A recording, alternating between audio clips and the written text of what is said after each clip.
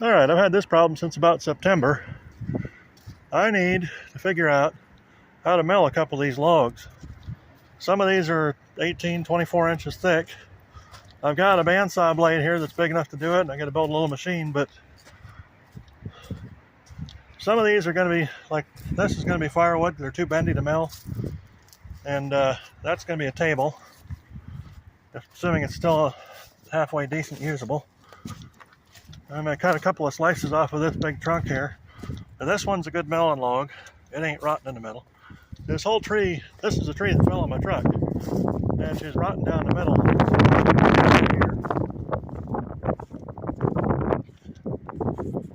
That's why limbs are starting to fall off it. But there's a couple of good spots where I can get some good lumber out like that. That's, well, here's my size 15 ogre shoe for comparison. There's a difference between ogres and Sasquatches. Like, I'm an ogre, and Derek, what's his name? The fella over there is a Sasquatch. We're different.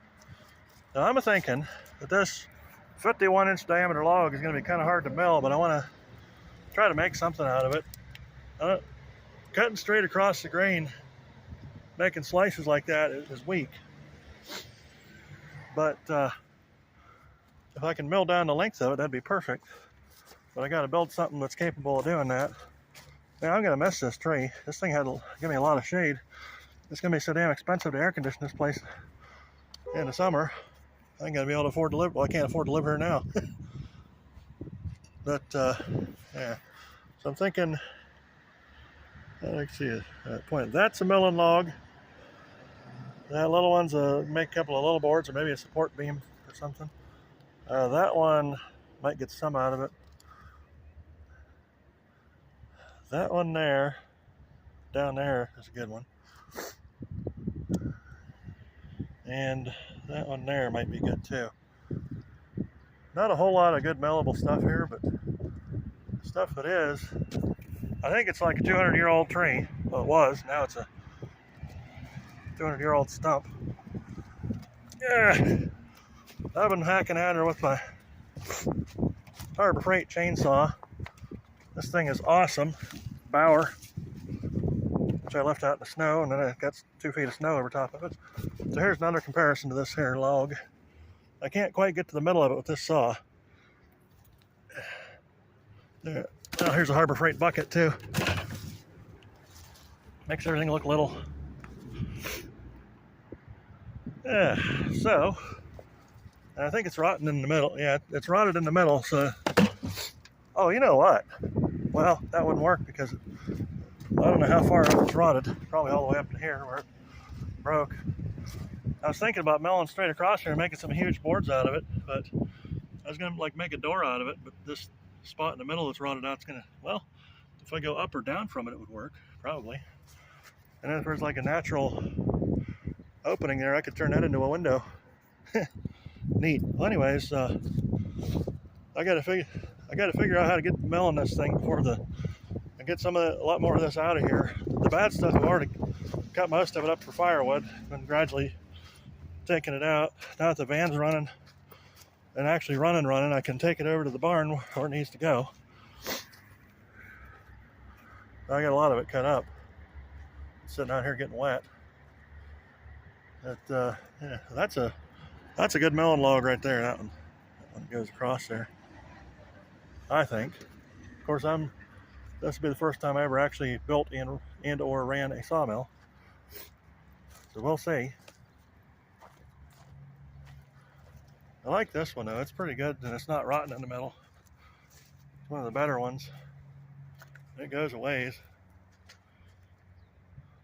I can't haul it with that unless I put a trailer hitch on it, which I'm going to do anyway, but it's going to be a lot of work. There's my Dodge truck frame I haven't taken up here yet. That's got to go to the barn once I get something that can tow trailers again. There's nothing really. The problem is there's too much suspension junk in the way back here for hooking up a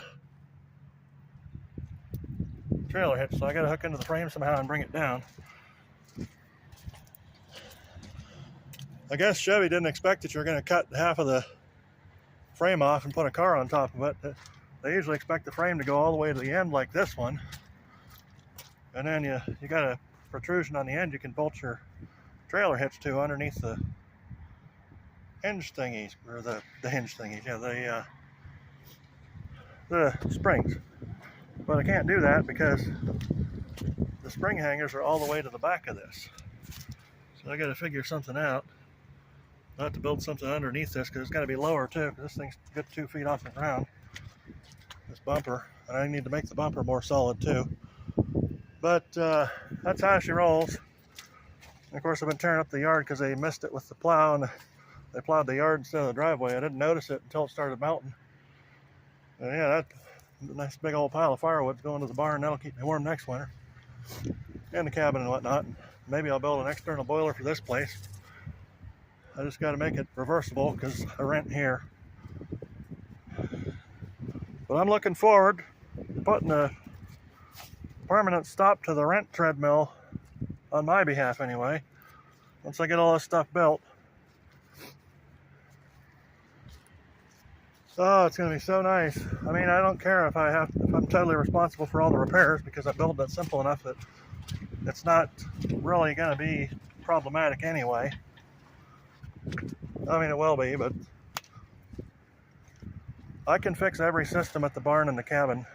I'm way ahead there, and everything I'm doing is inexpensive but reliable and cheap to run. That's the main deal. No utilities, all solar powered, and Skynet, or whatever that thing is, that elongated muskrat's thing. Anyways, there's my tree.